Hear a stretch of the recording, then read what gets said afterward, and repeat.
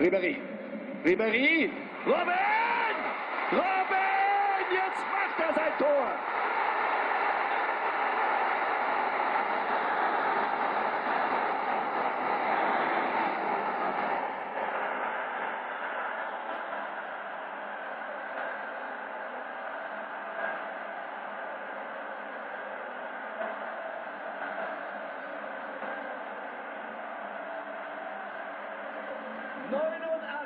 Minute, Arjen Robben macht alles wieder gut und geht alleine vor die Fankurve.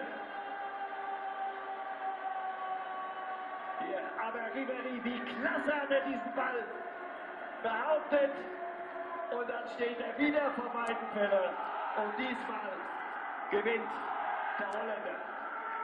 In der Mitte waren sie nicht gut sortiert. Nicht Subotic und nicht Hummels. Diesmal kam er zentral auf sie zu. Die Bayern führen. Und Geschichte wiederholt sich nur mit umgekehrtem Vorzeichen.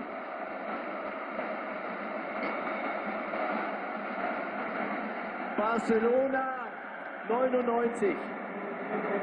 Die Bayern führten und dann kam Manchester United. Sir Alex Ferguson sitzt im Übrigen ein paar Meter oberhalb von Jupp Heynckes.